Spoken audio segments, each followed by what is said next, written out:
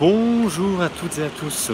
C'est tellement rare quand on se voit à la lumière du jour. Ce soir, je vais au Montfort pour le festival des, entre parenthèses, illusions. Et je vois deux spectacles. Ça commence à 18 h avec le spectacle de la Morue, cartographie 6 de Frédéric Ferrer. J'avais découvert son sujet des sujets avec Olivier Dubois au dernier festival. Est-ce que j'avais fait un truc dessus? Oui. Je vais vous remettre le lien là-haut. Et puis ensuite, ce sera marathon avec Sébastien Wojdan à 20 h. Mais on en reparle tout à l'heure. A tout de suite.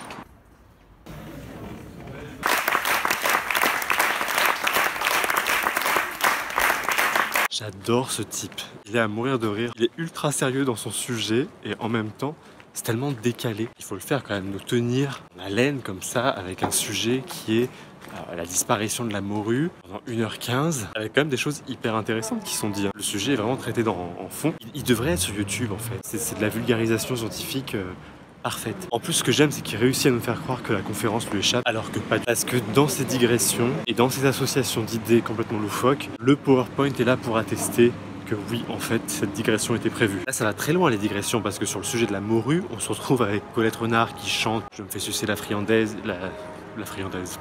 Je me fais sucer la friandise, etc. sur une photo d'Alexandre Dumas. Et après, c'est tellement décalé et tellement bien ficelé. À un moment, je me suis quand même demandé dans quelle mesure tout ça était vrai. Est-ce qu'il y a une part inventée? Je veux dire, quand il arrive à nous faire des liens entre eux. À un moment, on est parti sur Alexandre Dumas, la Reine Margot, le plus beau village de France, le plus beau village de France.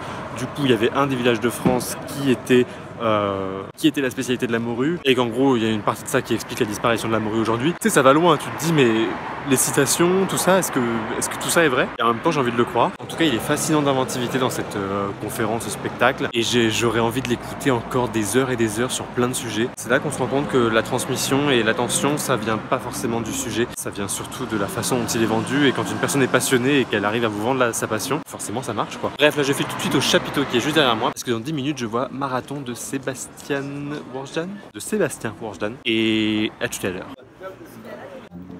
Il distribuait les shots de vodka, moi j'ai pris un shot de jus de pomme.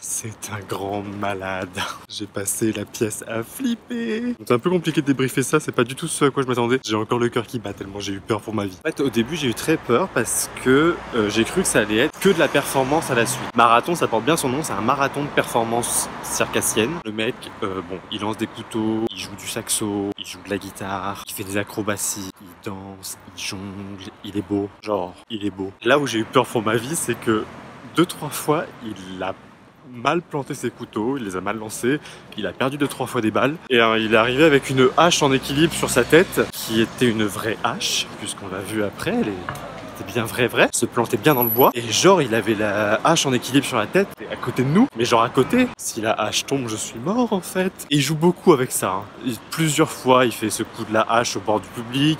À un moment, c'est de la peinture en équilibre au bout d'un bâton, il lance des couteaux sur une cible, comme c'est circulaire, la cible. Enfin, clairement, s'il passe à côté, quelqu'un du public se prend le couteau dans la gueule. Et puis même quand c'était pour sa propre vie, en fait, j'avais peur. Hein. Je suis hyper mal à l'aise avec les jeux de couteau au cirque. Honnêtement, ça m'a mis tellement mal qu'à un moment, j'ai songé à partir. Et je m'en suis voulu de m'être foutu au premier rang aussi. Bref, tout ça mis à part, 2/3 du spectacle, je pense, c'est cet enchaînement de numéros. Ça va très très vite en plus. Et je voyais vraiment pas trop où il voulait aller. Je me suis dit, c'est un peu dommage, il n'y a pas de dramaturgie là-dedans. Pour moi, ça devient vraiment un spectacle de théâtre et plus seulement un spectacle de cirque.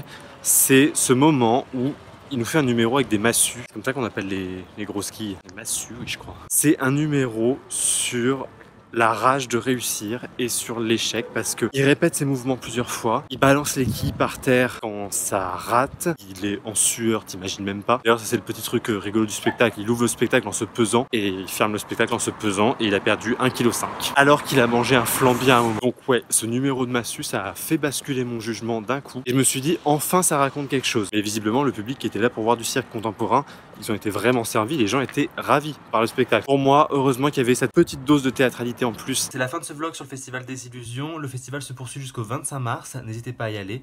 Vous avez du théâtre, de la danse et du cirque. C'était 2 spectacles parmi beaucoup d'autres, il y en a énormément quand c'est pas les 3 en même temps. Ça vaut le coup d'y jeter un œil. À bientôt.